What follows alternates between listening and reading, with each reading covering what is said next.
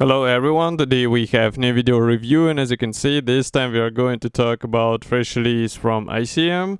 It comes in a 1/35 scale and it copies US cargo truck G7107 and kit number is 35598. So we have a commercial sample here, and it means you will get exactly the same stuff as what you'll see in this video review, and we are going to check it together in order to see what is actually supplied inside and why this release might be an interesting build for those who like to assemble models in a 1/35 scale. So first of all, I have to note the really colorful box art here, which looks really good, and box size is typical for such release from ICM. Here you can see comparison with my hand. Next, on the side here we will find some information about the real vehicle and also about the kit. So there are 263 parts, which should assemble into a model with a length of 164 millimeters. So it's not that huge, but do not forget that this is a truck in 1/35 scale. And of course, on the opposite side, you will find 4 profiles for the marking options, which are included here, but we will talk about them a bit later when we will be checking the assembly manual. So now I just need to find my knife because I don't see it on my table. Okay, so why I need a knife? Because here we have the box sealed with tape from all 4 sides. So I just need to cut through it, and then we will take a closer look together. I can see that now we have more foil, more tape on the sides, which is quite interesting. And maybe in the meantime, I can also remind you that you can support us with a small donation. It's really important for us because we are not doing any advertisements. So if you would like to help us to get some new models to be reviewed, or maybe to improve our equipment, then we would be glad to get some, let's say, donation. Or you can also subscribe to our YouTube channel membership, which also gives you some interesting benefits if you would choose some of the certain tires. Some of them even give you a free kits, which is really cool in my opinion, and it will be a perfect chance to build something different each month. Okay, so I'm almost done. I'm not sure who was so generous with the stickers. Okay, so box structure is typical for this brand, and this flexible part actually is only for, let's say, art purposes, while this white cardboard box, it actually protects everything inside. And if I open it, and I won't be able to open it easily because we have this seal right and on the middle section. This is really interesting solution, but okay. So here is what we have. All parts are packed into the same plastic bag. It's a resealable plastic bag, so it will be quick to open. So just give me a second to place it here aside. Okay, so as I said, resealable plastic bag. I just need to find the flap and open it. And I have to remind you that this is a relatively new plastic from ICM, so that's why it should look great even in the standard out-of-the-box shape. So I suggest we start with this clear frame, because here we have all necessary transparent parts for the front cab. So just give me a second. Here it is. Let's zoom in a bit. And you can see that we have all necessary glasses. I would say molding quality looks great. I'm not sure if masks are included, so we will have to check the assembly manual, because ICM recently started to include the masking templates, but I'm not sure if this kit actually features the masking templates for their kits, for their parts. And next we start with a gray plastic sprue. Let's start with a zoomed in view. So here we have mix of parts for the rear section and also for the road wheels. And yes, we get the plastic parts for the road wheels, which is really great, because such a thing will be handy for a bit more realistic appearance. And the final result would be even better looking in my opinion, so that's why it's good to get them out of the box. You don't have to get some resin replacement or maybe something else. You just use the standard out of the box parts and you're good to go. And as you can see, the overall design is done in such way so that it will be easier to combine these parts together, even though each wheel is separated into 2 halves. So do not be afraid of it. It's actually well thought design, which should be easy to work with. Next, I'm taking the another plastic sprue. So here we have tarpaulin panels for the rear section. And I really like how this, let's say, surface is copied here. So these fabric wrinkles are nicely imitated on these plastic parts. It would be also a good idea to play with weathering and pre-shading. But what we get out of the box, it looks really good. Unless you are ready to copy the tarpaulin with your own hands and tools and maybe material, then definitely go for it, because maybe you'll be able to get even more convincing appearance. Note that inside we have some push marks, but in my opinion this is not a serious issue because they won't be visible on the finished model. Next we continue with some parts for the engine. Here they are. So let's zoom in a bit. As you can see, these are really tiny parts. If I compare them with my fingertip, you can see their size, and that's something to remember, because in some cases you will have to use tweezers, because otherwise it will be really tricky to get these parts into the right spot.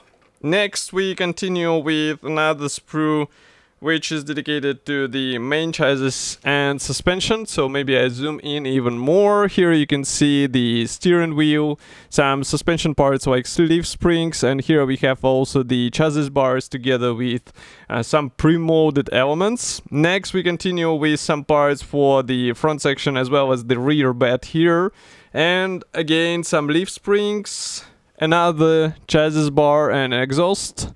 And here we have more of the suspension parts. So it's really impressive to see all these features included out of the box. It's just a matter of assembling them together and you will have a really nice copy of the truck. And here, by the way, you can take a look from the opposite side. So we have all the necessary guiding elements where it's needed. So do not be worried, it's not like they are pre-molded, but they don't have any guiding elements to help you with assembly. And here we have the last gray plastic sprue. So this one is mainly filled with various front cap panels. We have separate doors, we have engine parts, also the wheel axles. And if I zoom in, here you can take a closer look. So separate doors will definitely come handy in order to expose the interior inside. Next we continue with the separate bonnet, which is also something to consider opening, because we have an engine and mainly the engine compartment. It will be nicely detailed, so it would be a shame to hide it. And here we continue with the front and rear panel. Note that we have some nice pre-molded features on the cowling panels or on the bonnet panels.